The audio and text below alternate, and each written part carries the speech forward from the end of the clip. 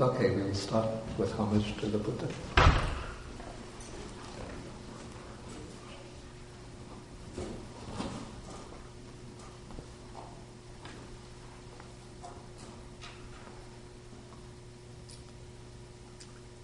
Namo tassa bhagavato arahato samma sambuddhassa. Namo tassa bhagavato arahato samma sambuddhassa. Namo tassa bhagavato arahato samma sambuddhassa. Okay, good morning, everybody.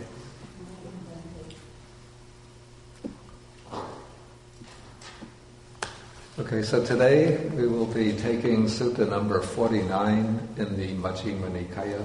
This is called the Brahmanimantanika Sutta, Brahmanimantanika Sutta, which means the invitation by or of a Brahma. So, first raise the question, who are the Brahmas? Well, the Brahmas are a certain class of deities or divinities who are supposed to live above the sense sphere heavenly worlds.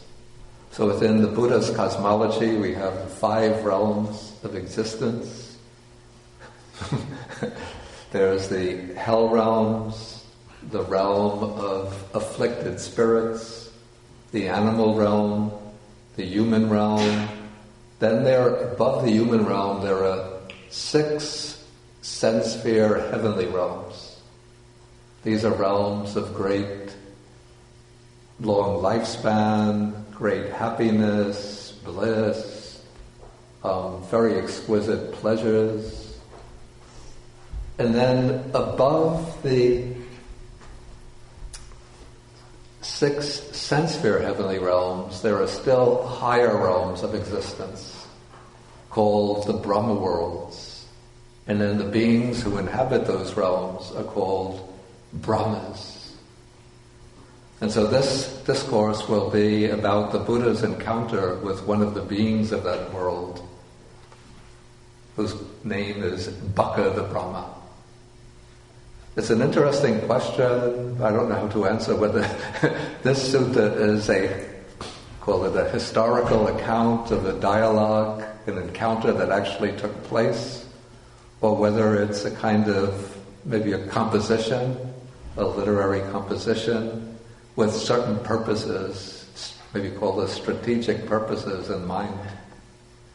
Perhaps we can look at it from both points of view. And what seems to be significant is that whenever there is a sutta included within the compilation of texts, even though what takes place on the surface might seem a little bit humorous, trifling,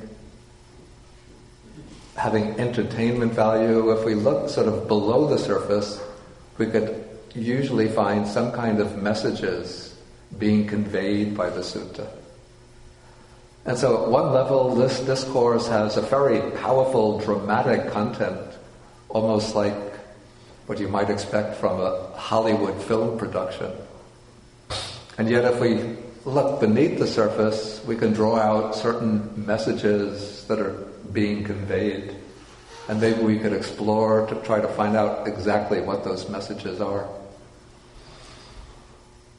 Okay, so let us go into the sutta itself. So the sutta begins when the Buddha is living in the Anathapindika's monastery at Savatthi, and he's going to relate an incident that took place in the past on one occasion when he was living at a place called Ukatta, in a grove at the foot of a sal tree. Okay, now on that occasion a certain wrong view, or what's called a papaditi, it's a pernicious view, had arisen in one of these Brahmas who's given a proper name. His name is Baka. I don't know why he has this name. The word Baka in Pali means a heron. Or, it's a bird like a stork that usually lives in the water. How he got that name, I don't know. But the view that arose in him is expressed here in the sutta. This is permanent. This is everlasting. This is eternal. This is total, or maybe we could say this is the ultimate. This is not subject to pass away. For this is where one is neither born, nor ages, nor dies, nor passes away, nor reappears. That means one doesn't take rebirth. And beyond this, there is no other escape, or we could say no higher state of release or liberation. And according to the commentary, this view arose in Baka the Brahmā both with regard to the world in which he is living. This is the world over which he is the ruler, the overlord, and also with regard to his own personal identity, and also with regard to the beings who take rebirth into his realm. So he's saying, in effect, that once one is reborn in my realm, then one will live forever and never have to pass away.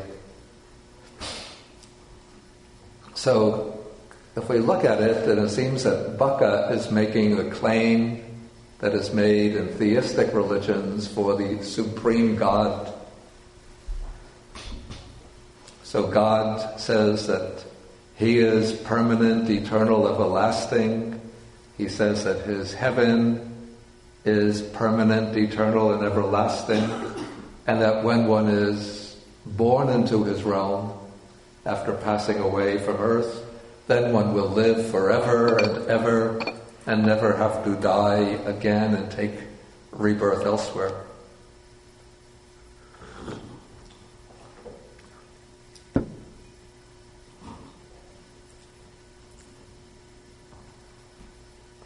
Okay, so what are we to make of this view from a Buddhist perspective?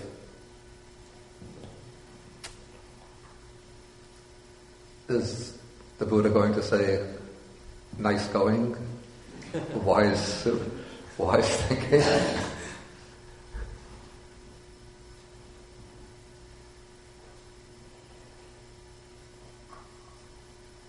No, of course not. Why not? Well, hello, someone's getting born. There's the whole problem. There's a rebirth. Once there's a rebirth, it's not ended. There's no nibbana. There's no, going out, blowing out. It's right in there, getting reborn into that realm. Okay.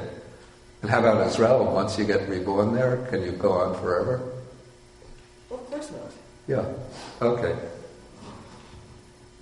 And so now the Buddha thinks that he has to dissuade Baka the Brahmā from this view. So he uses his supernormal power to vanish from the human realm, and he reappears in the Brahma world. And then it's just like when you have a guest coming in the distance. So when Baka the Brahmā sees the Buddha coming, he says, "Come, good sir. Welcome, good sir. It's a long time since you found the opportunity to come here."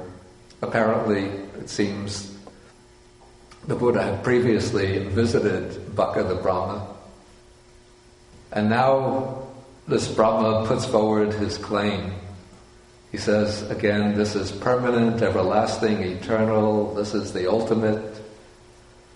Here, one doesn't pass away. This doesn't pass away. Here, one is not born, doesn't grow old, doesn't die, doesn't pass away, and so on. And there's nothing beyond this. Okay, so now the Buddha is going to upbraid and admonish Baka the Brahmā. He says, Baka the Brahmā, you have fallen into ignorance. You've lapsed into ignorance in that you say of what is impermanent that it's permanent, of what's transient that it's everlasting, of what's not eternal that it's eternal, of what is not the ultimate that it is the ultimate, of what is subject to pass away that it's not subject to pass away. And then the Buddha reinforces the point that here one is born, one grows old, one dies, one passes away, and one takes rebirth elsewhere, even though you're claiming the opposite. And then even though there is some kind of deliverance or liberation beyond this, you say that there is no liberation, no escape beyond this. Okay, so now we have a contest or disagreement of views between the great powerful deity, Baka the Brahmā, and somebody who appears to be a human being, but who is the fully enlightened one, the Buddha. And so, who is going to step in and resolve who's going to take the role of the referee or umpire to resolve the disagreement between them? So who takes over that role? And this is interesting. This is Mara, the evil one, takes possession of a member of Brahma's assembly.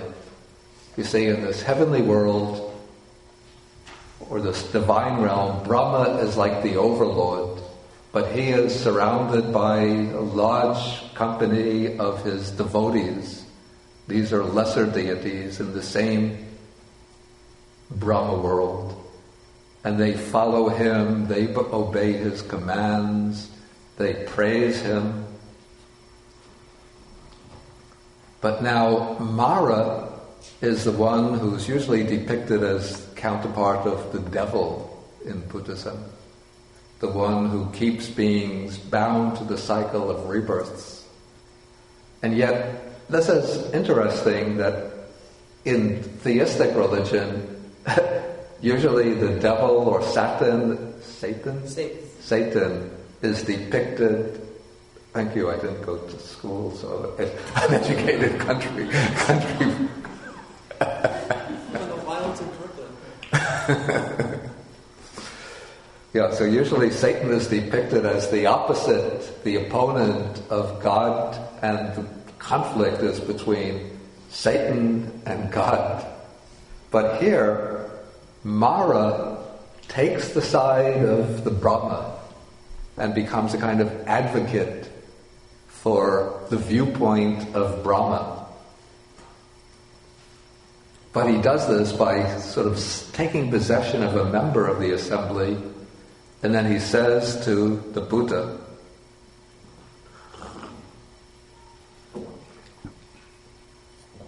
he addresses him somewhat impolitely. He just calls him Bhikkhu, Bhikkhu. Don't disparage him. Don't disparage him. Then he sings his praises. For this Brahma is the great Brahma. He's Mahabrahma. He's the overlord, the untranscendent. There's nobody above him. He's the one with the infallible or universal vision. He is the all-powerful, the Lord, Maker and Creator, the Most High Providence, the Master, the Father, the Creator of everything that exists and everything that will ever come to be. So now if you want to join, you can sit down. You can sit on this side if you want.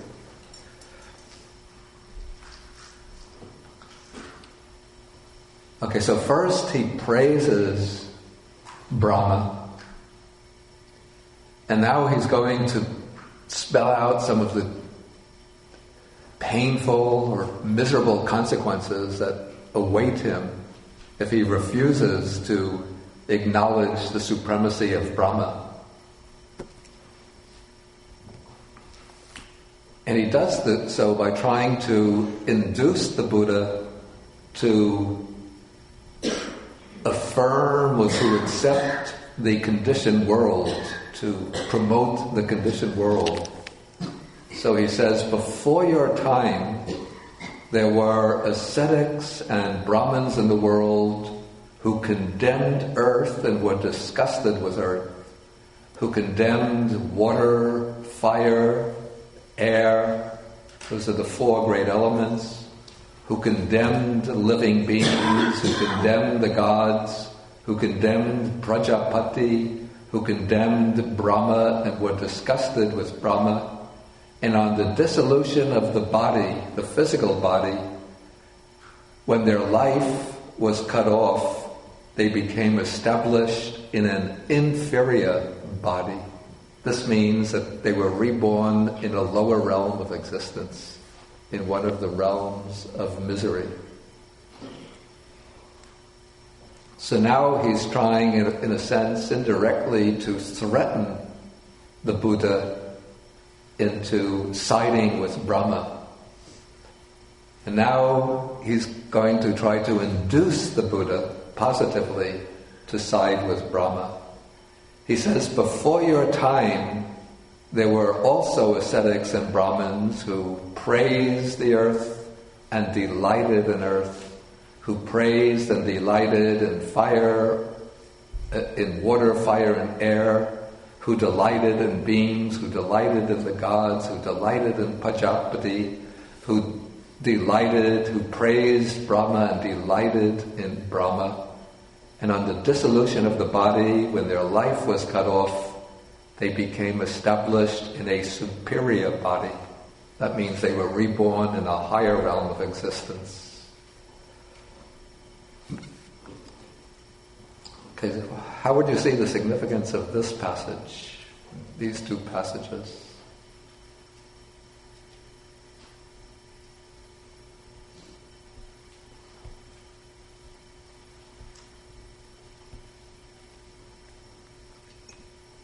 Any ideas or thoughts?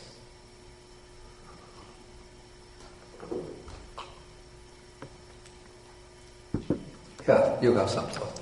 Yeah, it's sort of a Marxist viewpoint. It just seems like the typical, don't say anything bad against the gods, or you'll get it. It's that typical thing that's been used to squash and inculcate fear in people. Okay, that could be. It's just coming from my particular Belton Shaw this week. Anybody else have any ideas about this?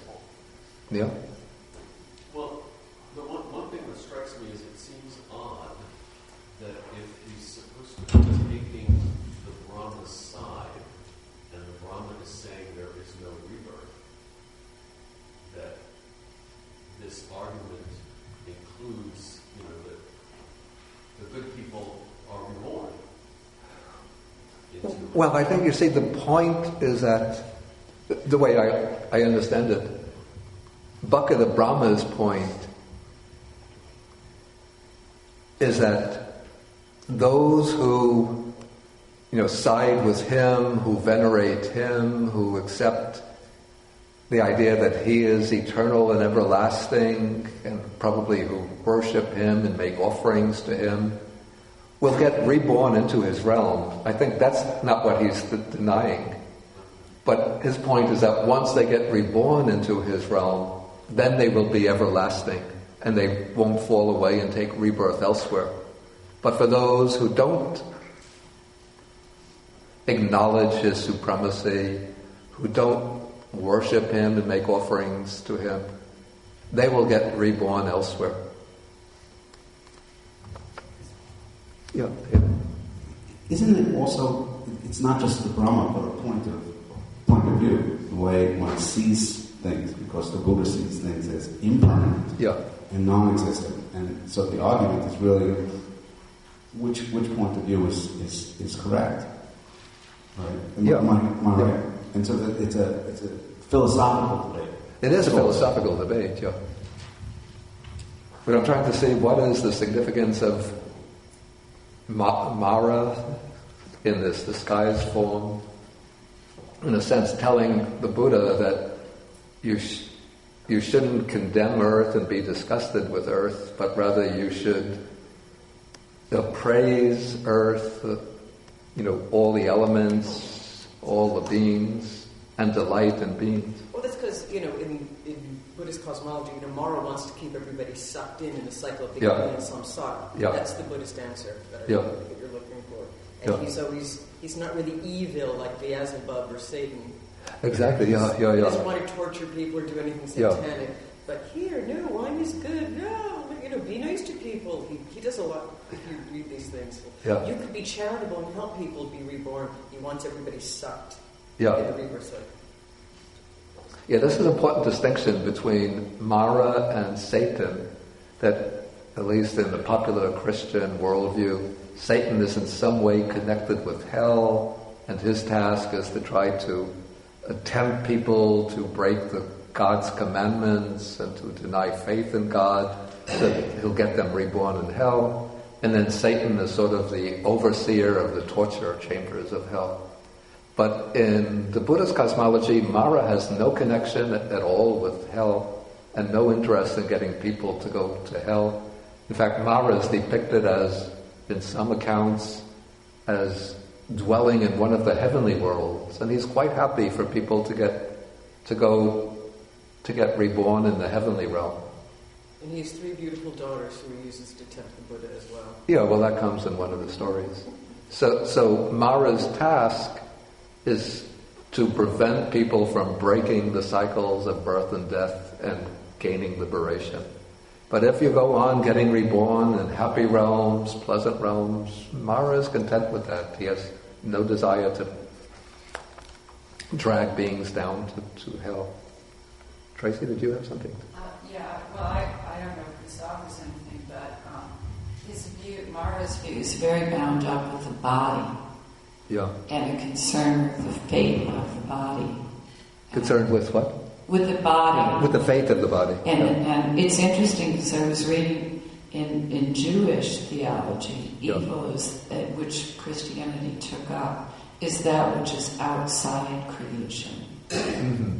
There's something very good about creation. Mm-hmm. And Mara here is really advising people to think about their rebirth in a better body. Mm-hmm. And so it's interesting, he's bound up with creation itself. Mm-hmm. And the Buddha would say that there's something other, even in creation. Yeah, I think, basically that's the way I see it too. But Richard, you had something to say? Yeah, well, the Buddhist position is close to the Gnostic position, which is that the Gnostics tended to believe that God was totally above this world, that this world was created by a demiurge, and that the purpose of this world was to prevent people from having contact with the real God, who would not ordain simply to create a world like this. Mm-hmm. Right? So it's very similar to the Buddhist position. Well, I don't know if it's so similar, because Buddhism wouldn't say that this world is a creation of any deity, whether it be a good god or a demiurge, an evil demiurge. It's just that this world exists of itself through causes and conditions. What I'm saying is similar is that the Gnostics thought that you needed to get beyond this world in order to have it. I see. Okay. Yeah, I think basically the point that Tracy made is the way I would see this, that according to Brahma's understanding of himself, he is the creator of this world. Like he is the Lord Maker and Creator, the Master and Father of everything that exists. And so Mara is trying to persuade the Buddha to affirm and to applaud and to praise everything that exists as the creative expression of Brahma. Whereas the Buddha sees that everything is impermanent, bound up with suffering and non-self, and so he's become liberated from all the conditioned world. Baka, in Japan, the heron is a symbol of immortality. So Baka means heron. Maybe that's the idea that you should... Perhaps that idea existed in India too, I don't know. I've never encountered it. And also there's something interesting here in the way Mara, the kind of view that Mara is criticizing, he seems to be misinterpreting the Buddha's attitude towards the conditioned world. Like he says that the ascetics who condemned earth and were disgusted with earth and all the other elements and so forth became established in an inferior realm. So he seems to be thinking that the Buddha also belongs in that category. But the Buddha doesn't condemn the elements and the beings, and his attitude is not that of disgust with them, but rather seeing into the true nature and then becoming detached and liberated from them. But this kind of attitude of condemning the conditioned world and fostering a kind of disgust with them, that was the attitude that prevailed amongst those who followed the extreme type of asceticism that the Buddha rejected. But Mara, it seems, doesn't really understand the Buddha's point of view, and so he thinks that because the Buddha isn't submitting himself to Brahma, that the Buddha belongs to that camp of the extreme ascetics who take this kind of antagonistic attitude towards the created world. Okay, let's go on. So following from that established in a superior body, so Mara is still speaking, and now he's going to give the Buddha a really strong admonition or exhortation. He says, "Be sure, sir, to do only as Brahma says. Never overstep the word of the Brahma." Then if you transgress against the word of the Brahma, then you will meet with calamity, like falling into a deep chasm. Again, never overstep the word of the Brahma. And then he calls on the rest of Brahma's followers as witnesses. He says, "Don't you see the Brahma's assembly seated here?" And he called as witnesses the Brahma's assembly. So probably at this point, all the members of Brahma's assembly applauded the word of Mara and said, "Yes, Buddha, that is the truth." Okay, but now the Buddha isn't fooled by Mara. And so he knows that this being that's been speaking to him is Mara, and now he calls his number. And he says, "I know you, Papima," that means the evil one. "Don't think I don't know you. You are Mara, the evil one." And then this is significant. "And Brahma and the Brahma's assembly and the members of the Brahma's assembly have all fallen into your hands. They've all fallen into your power. You might think that I too have fallen into your power, but I haven't fallen into your hands, O Mara. I haven't fallen into your power."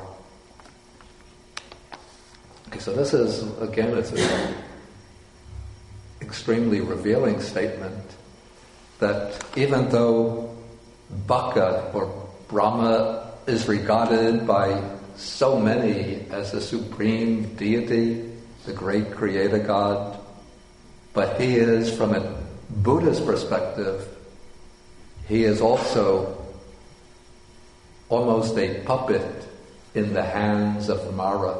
He belongs to the realm of finitude, conditionality, the realm of birth and death.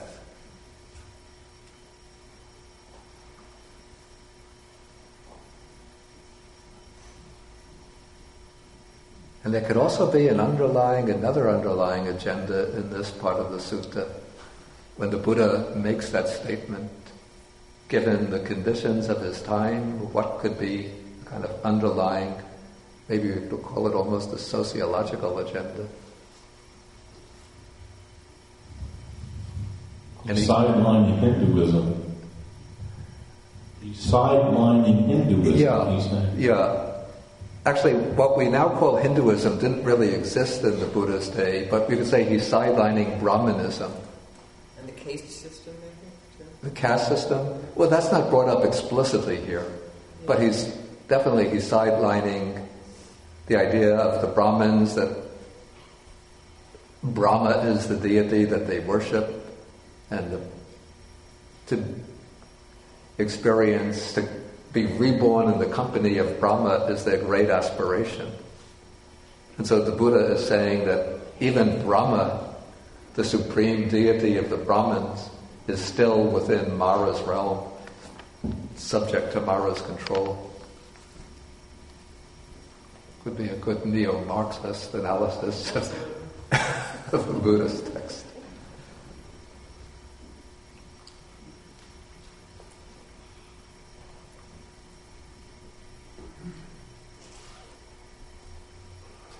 Okay, again, Baka the Brahmā reasserts his creed, his credo, his article of faith, and then he's going to give the Buddha some more warnings.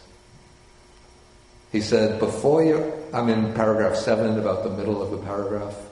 Before your time, bhikkhu, there were ascetics and Brahmins in the world whose asceticism lasted as long as their whole life.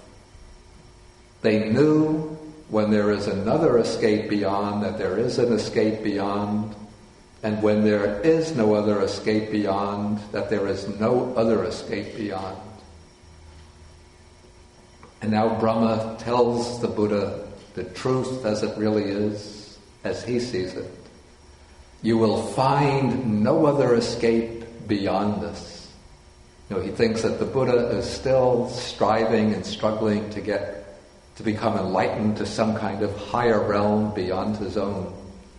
But Baka is almost becoming dogmatic, categorical here.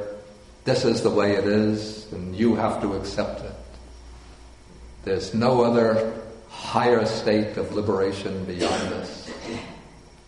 Even those ascetics of the past who were far superior to you tried to find some other state of liberation beyond, and they failed.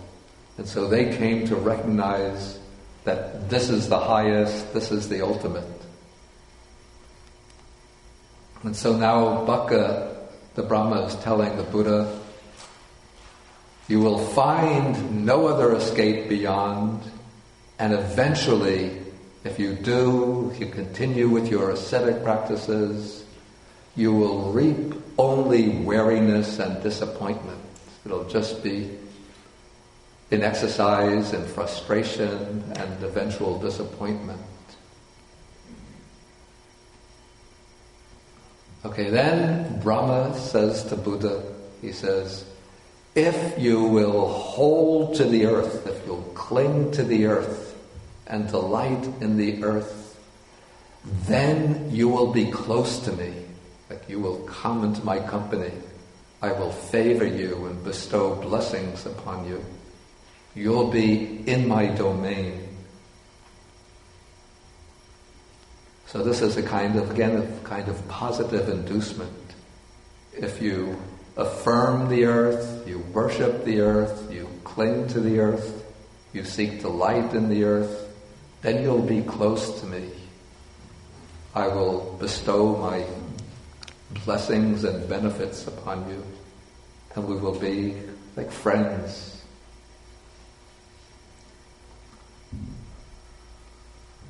But then he gives also the negatives. This is a little strange. For me to work my will upon and punish. I don't know why he would give that inducement, but he would use those words as an inducement. I would think he should say that if you don't hold to earth, in that case I will punish you. Doesn't that make better sense? Anyway, he continues in this way. If you will hold to the water, to cling to water, fire, air, beings, gods, Prajapati to Brahma, you will be close to me in my domain. So that seems like an attempt to induce him. But then he says, for me to work my will upon and punish. Again, it still seems to make better sense to me that if you don't affirm all of these factors, then I'll punish you.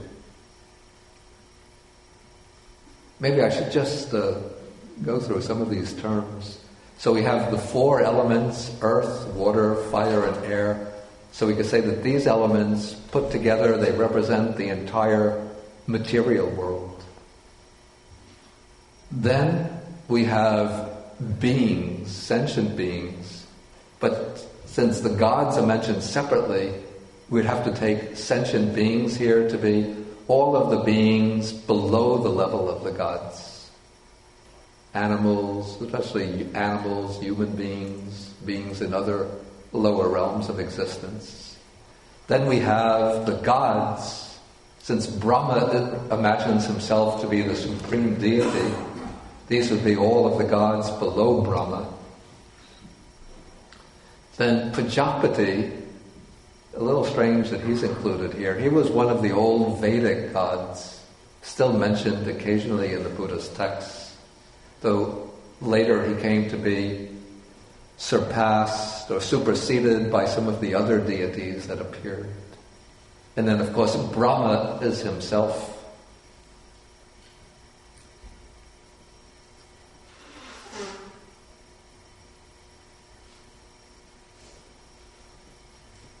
Okay, then the Buddha says to Brahma, he says, I know this too, Brahma. If I will hold to earth, I shall be close to you within your domain for you to work your will upon and punish. If I will hold to water, fire, air, to beings, gods, Prajapati, to Brahma, I shall be close to you within your domain for you to work your will upon and punish. And so the Buddha affirms that he knows that if he accepts and delights in all of these conditioned things of the world, he will come under the sway of Brahma. And since Brahma is, in a sense, under the sway of Mara, this means that if the Buddha affirms the things of the world, that he will come into Brahma's realm. He will be, since in a way Mara is at one level symbolic of the defilements, especially craving. If the Buddha affirms, delights, and grasps the things of the world, he will become a victim of delusion and craving.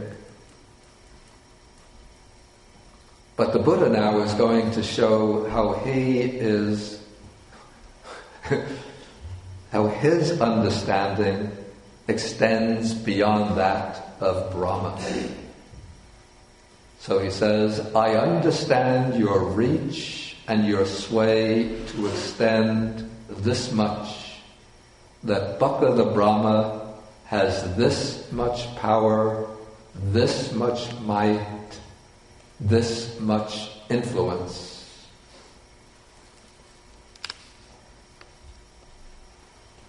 Okay, so then Brahma asked the Buddha, how far do you understand my reach and my sway to extend? Since Brahma thinks of himself as the almighty deity, he thinks his power and his might extends over the entire universe, all the terrestrial realm, all the celestial realms, even to the highest heaven. He thinks that all of this is under his domination and control.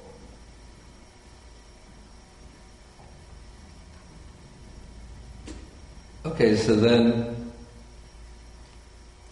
the Buddha says, he replies in verse, he says, as far as moon and sun revolve, shining and lighting up the quarters, over 1,000 such worlds does your sovereignty extend, and there you know the high and low, and those with lust and free from lust, the state that is thus and otherwise, the coming and going of beings.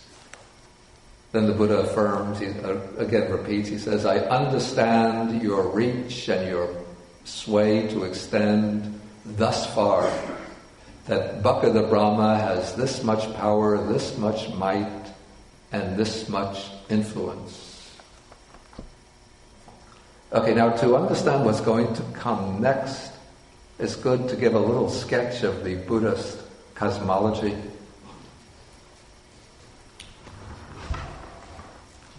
I'll do it in a very general way.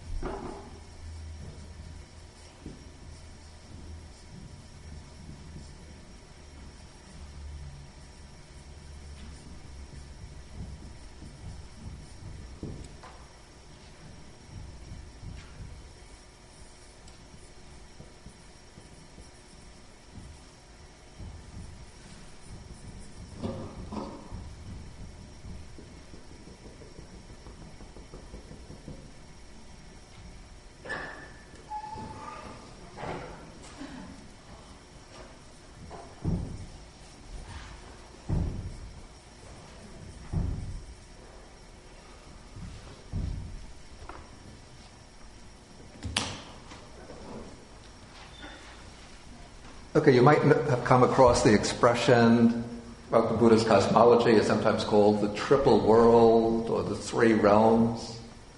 So, of the three realms, the lowest realm is the sense sphere realm, sometimes called the desire realm. This is the realm of the kama dhatu, the realm in which the dominant motivation is sensual desire.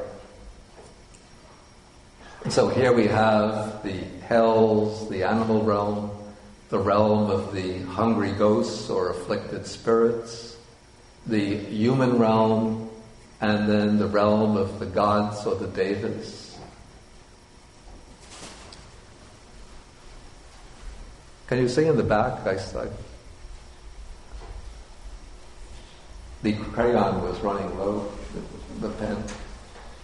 Okay, then above the sense sphere realm, we have a large number, about 15 realms which make up, or 15 planes that make up the form realm. And these 15 or 16 planes are divided into 4 layers. The lowest is the Brahma world, the realm in which the Brahmas exist. Above the Brahma world, there are still higher divine realms. And the second strata, amongst the different deities in that realm, the highest they're called the gods of streaming radiance. Above them is a realm is the third strata, and the highest deities in that strata are the gods of refulgent glory. And then the fourth strata, the highest strata in the form realm, in that strata, the highest deities are the gods of grapefruit. So we have 4 main strata making up the form realm. Then above the form realm is the formless realm. That has 4 planes. We don't have to be concerned with them right now. But you've come across them: the plane of infinite space, plane of infinite consciousness, plane of nothingness, plane of neither perception nor non-perception. Now the way to each of these, to rebirth into these realms, sort of the decisive factor is karma, that is, our volitional actions. So those who do unwholesome actions, predominantly unwholesome actions, tend to get reborn in the 3 lower planes of the sense sphere realm. That is, the unwholesome actions will lead to rebirth in the hells, the animal world, or the realm of afflicted spirits. Generally, wholesome actions, wholesome worldly actions, will lead to rebirth in the human realm, or superior wholesome actions to rebirth among the desire realm or sense sphere realm gods. To get reborn in the Brahma world, or to get reborn in the form realm, depends upon mastery over one or another of the 4 meditations, the 4 jhanic states. And so those who master the first jhana as their highest attainment tend to be reborn in the Brahma world. Those who master the second jhana will tend to be reborn in the second level, at the highest, among the gods of streaming radiance.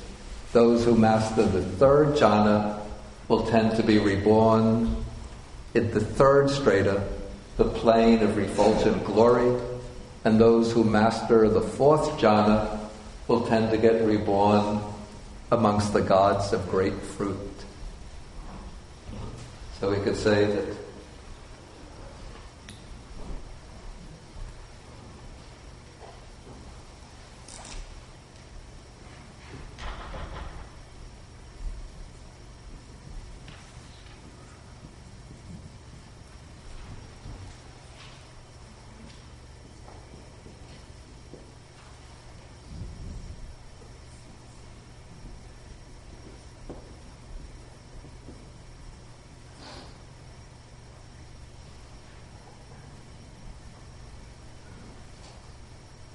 I can't reach that far.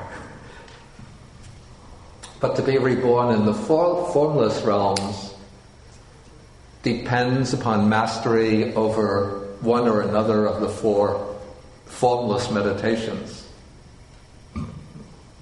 So these meditative states create karma, very powerful volitional formations in the mind. And then those volitional formations become call it the fuel or propulsive force that leads to rebirth into these specific realms.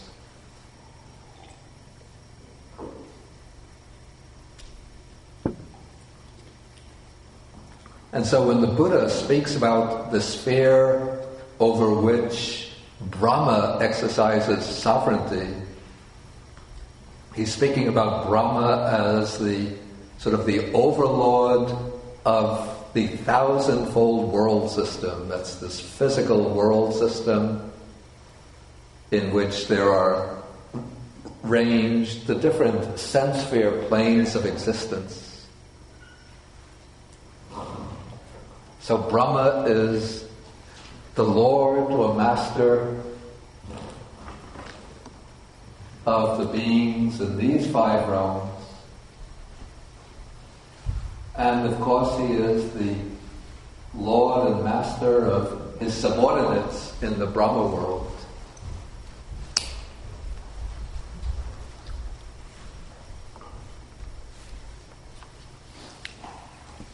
But according to the Buddha, Brahma doesn't even know about the existence of these higher realms.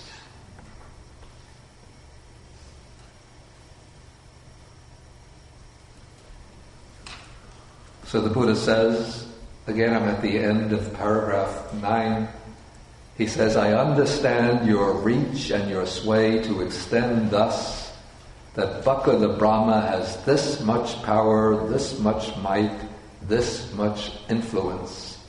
That is, his might extends over this thousandfold world system where there are supposed to be 1,000 suns, 1,000 moons. And he knows the coming and going of all of the beings in this world system, this thousandfold world system. But now the Buddha will go on to show or to state that there were realms that Brahma does not know, does not see. So he says, Brahma, there are 3 other bodies. It seems a bit strange that the text is using this word body, kaya, but it means like 3 other planes or 3 other realms which you neither know nor see, but which I know and see. There is the body or the realm of the gods of streaming radiance, from which you passed away and reappeared here. You have been reborn in this realm after passing away from the realm of streaming radiance.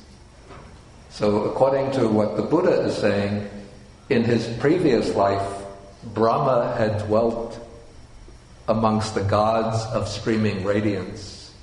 Then when his karma was exhausted, he passed away there and he took rebirth as the chief of the Brahma world. So why doesn't Brahma remember this? The Buddha says, because you have dwelt here for a long time, your memory of that has lapsed, and thus you do not know it or see it, but I know and see it. Therefore, Brahma, in regard to direct knowledge or abhinya, superior knowledge, I don't stand merely at the same level of you. I'm saying, I don't stand merely at the same level as you. How then could I know less? Rather, I know more than you. Okay, so now the Buddha is showing that he is aware of the realm of streaming radiance, which Brahma has forgotten. But now the Buddha is going to point out that there are realms even higher than that of streaming radiance. He says there is the body or realm called the gods of refulgent glory. Again, you do not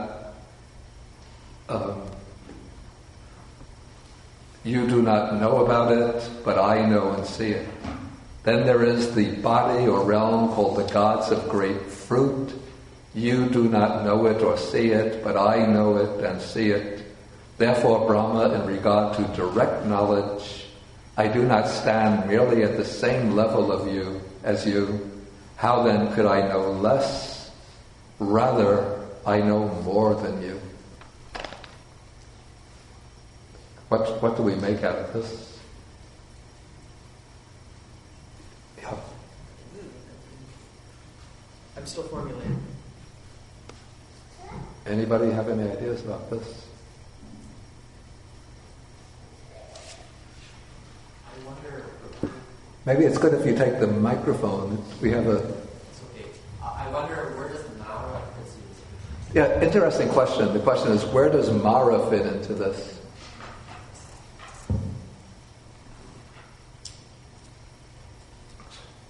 In the old text, the suttas themselves, the dwelling place of Mara is not explicitly mentioned, but what the commentaries say, the Pali commentaries,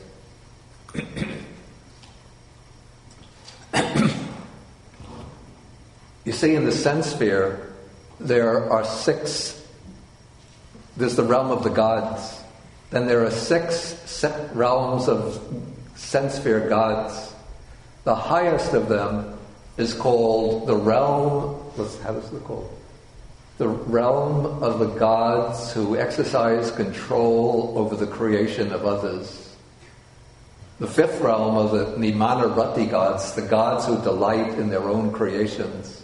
These gods are able to create whatever they want just through an exercise of will, and then they delight in what they create. But the Paranimitta Vasabhati Devas, those are the gods who exercise control over the creation of others. They sort of take over the things that are created by the other gods and control them. I don't really know what that means in actual experience. I sometimes think that is the realm where movie producers, book editors, literary agents, music producers get reborn. They don't have the creative talents, but they control the creations of others. Okay, and so it's said that Mara lives in the 6th realm, the realm of the gods who control the creation of others, but he lives there like a rebellious prince in a kingdom. He has an argument with his father. The prince wants to get control of the realm. The father won't let him. And so the prince retreats to a remote region within the kingdom together with his rebel forces, and he tries to launch attacks against the king. It's just like Satan. Lucifer rebelled against. Yeah. Lucifer rebelled against God. Actually, that is very, very true. He was exiled with his lieutenants, his captains. Yeah, that seems very, I wonder if this idea came, I don't know the Zoroastrianism very much. In fact, I don't know it almost not at all. But I wonder if that idea could have spread from Persia eastwards to India and affected the thinking of the Pali commentators, and then moved from Persia southwest to the Middle East, and then affected Judaic or Christian thinking. Is that in the Old Testament? In the Old Testament, the Satan was he was known as the accuser. It was almost like a job. It's a little bit of a joke. He wasn't in his form as, Beelzebub or, really evil or anything like that. He was more like he was an angel whose job it was to accuse and point out things, and every so often report back to heaven. Because if you look at some of the Old Testament, Satan comes into heaven. He actually is allowed into heaven, and God's like, so where have you been? What have you been doing? Oh, walking the earth. So you really think Job's so great? That's I remember Satan. So he had a different. Satan evolved over the years. Yeah. As the stories got mishmashed together.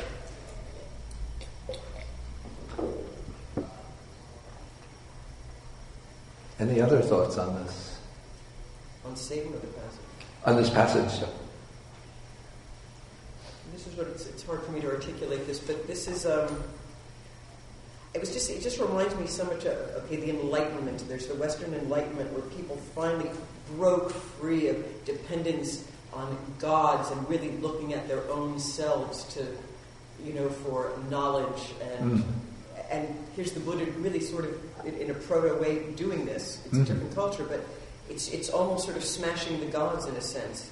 Well, that's nice. You're really not so great. And it's almost teaching, I'm not articulating this well, I'm still formulating this, but it's almost like proto-enlightenment thought.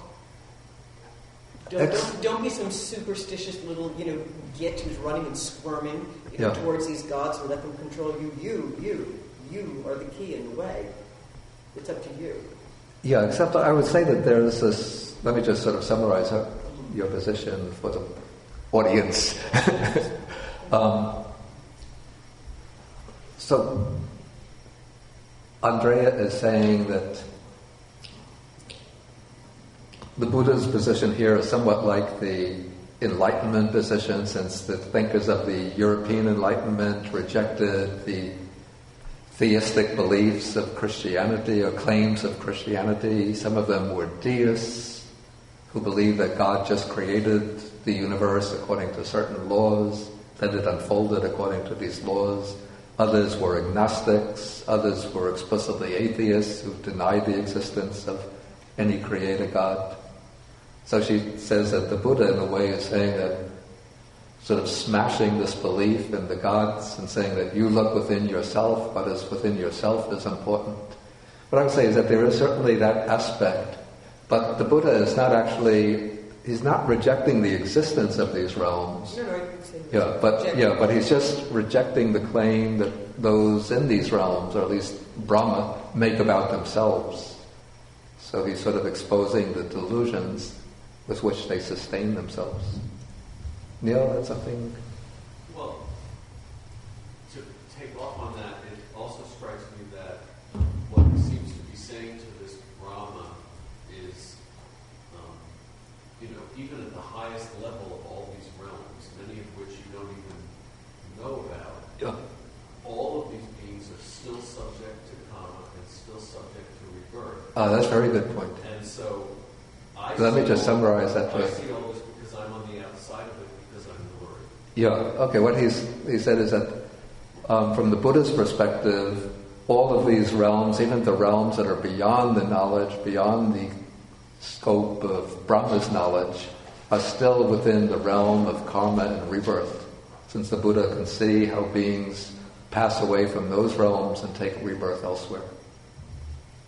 His audience, though, is not just the Brahma. His audience is the bhikkhus who he's relating. That's a very good point. Yeah, he's so he's trying to say, don't be tempted by these other points of view, even though they might be very tempting.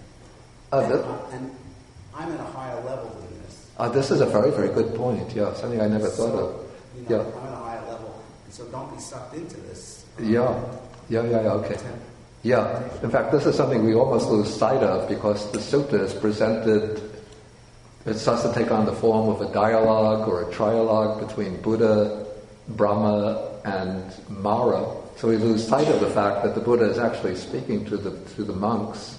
And so the kind of message that's being conveyed to the monks is that, one shouldn't be sort of attracted, take up these views that these divine or celestial realms are permanent and eternal, and one shouldn't be attracted to the prospect of rebirth in these realms, since existence in these realms is impermanent, and even the sort of the sovereign divinities in those realms are inferior in knowledge to myself, since I'm outside the entire conditioned world. Wouldn't it also lead to suffering if you accepted that point? Yeah, I think we're going to come to that later in the sutta, but I don't want to sort of jump the gun by getting beyond what we've covered. Tracy? I'm also, I'm struck by the way he says, I did not claim to be earth, I did not claim to be in earth. It's I almost think that's sort of getting into the next section. Oh. Yeah. Sorry. Bandin, I'm wondering about one thing. If Mara, who has such big wrong view, but he is in the deity world, Yeah. and I'm wondering what kind of wrong view the human being has. I have to say the position of Mara is a little problematic in terms of locating him precisely within this scheme of the universe. And it's just really the commentaries that say that Brahma occupies part of the Deva world.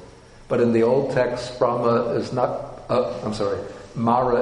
placed in any specific realm. So that exactly the nature of Mara, it's a little problematic. Whether, in fact, there's a certain ambiguity about the nature of Mara. Is he just a symbol for, let us say, for the defilements like craving and ignorance? Or is he truly a separate deity, existing someplace who tempts human beings? And there are passages in the suttas that one could sort of pick out and say, this shows that Mara is really a symbol for the temptations of craving or the delusions due to ignorance. But then there are other passages where Mara tries to attack and mislead the Buddha after his enlightenment. So, since the Buddha is enlightened, free of craving and ignorance, then if Mara was just a symbol of craving and ignorance, he couldn't be addressing the Buddha.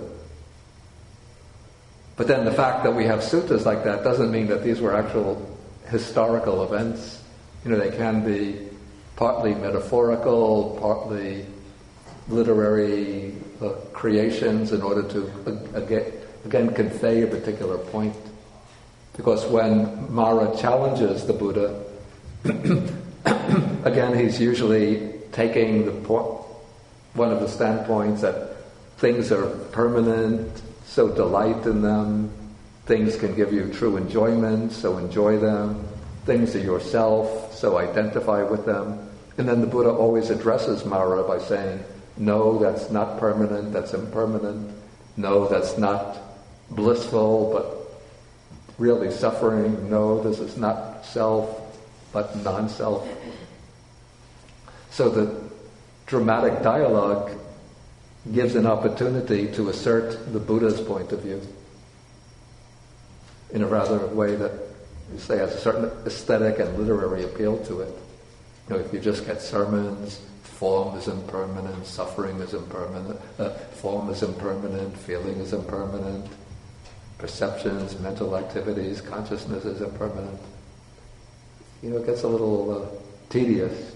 But if you have a dialogue where somebody is trying to appeal to the Buddha, convince him it's permanent, it's pleasurable itself, then the Buddha responds, no, it's impermanent, dukkha, unsatisfactory, non-self. It becomes, exciting. Like a good TV drama. I have a question. Was Brahma really telling what he believed, or he's lying? It seems from the sutta that he's saying what he believes. What makes you think that he's lying?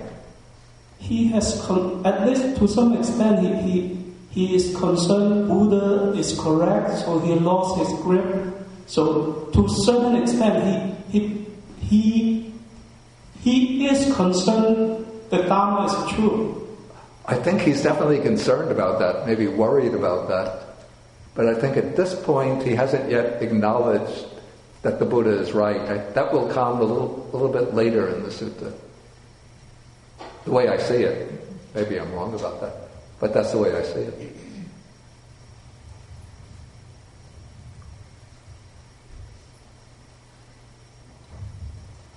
Anybody else have any ideas? Okay, let me see what some of the questions that come through the internet. Okay, this is question 1, it seems to me that the Buddha often does take on this attitude of disgust toward the world. For example, there is the meditation on what's called the foulness of the body. There's also the teaching on cultivating what's called the sense of disgust towards samsara. Is this view legitimate? Actually, there is a certain point in that. But what I would say is that this is the kinds of strategies that the Buddha uses in order to overcome. The purpose is not to generate the disgust itself, but say in regard to the contemplation of the body, the parts of the body, the purpose is to overcome sensual craving or sensual lust by seeing the body as it is. And in regard to, I don't think we use the term the sense of disgust towards samsara, but it's called anabhivrata, sabaloke anabhivrata, which means the sense of non-delight in all the world. Again, the purpose is to turn the mind away from delighting in the things of the world in order to seek nibbana or liberation. Okay, in relation to question 1, please ask Bhante about the Pali words nibbida and viraga. Do they both mean dispassion? Okay, first the words that he used in the sutta for disgust. The word that's used for disgust is called jiguccha, which is not a word that the Buddha uses in his own teaching, in relation to his own practice. Jiguccha it corresponds closely to the English word disgust. And this was a kind of practice that was taken up by the ascetics of his time to develop this disgust towards the body and towards things of the world. But the Buddha uses the two words nibbida and viraga. Nibbida comes, if you take it etymologically, it means finding out, like finding out the truth of things. But the way it functions, I translate it as disenchantment. It means that when you find the true nature of things, that all of these phenomena are impermanent, connected with suffering and non-self, then one becomes disenchanted with them and is ready to turn away from them to seek liberation. And then viraga is the word that could be translated as dispassion. Literally it means the fading away of a bright color. So it's the mind saturated with lust is like a mind brightened by a color, and then viraga is the fading out of that bright color. So that comes to mean dispassion. A question.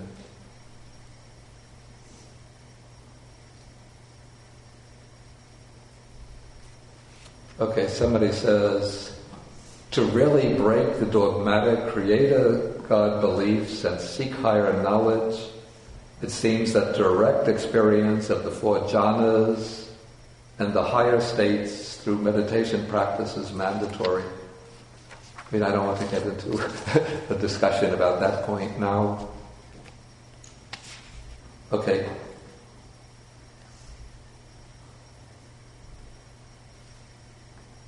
Is the Tathagata Garbha and the Buddha nature concept predominant in Mahayana Buddhism the same as the Brahman's Mahabrahma idea in disguise? They sound a lot like what the Brahma proclaims. I don't see such a close connection between the Tathagata Garbha and what Mahabrahma is claiming here. Mahabrahma is claiming to be an individual being who is permanent and everlasting. And he's claiming that his world is permanent and everlasting.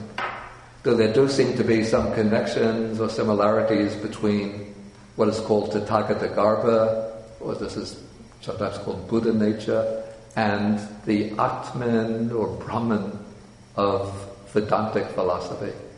But there are also subtle differences between them. But again, to go into the details, it's beyond my capability here. Okay, we'll end here, and then we'll take the rest of the sutta next time. We'll have the class next week. I'll have to make up the schedule for the coming months and send it out. Try to do that tomorrow. Okay, let us end with the sharing of the merits.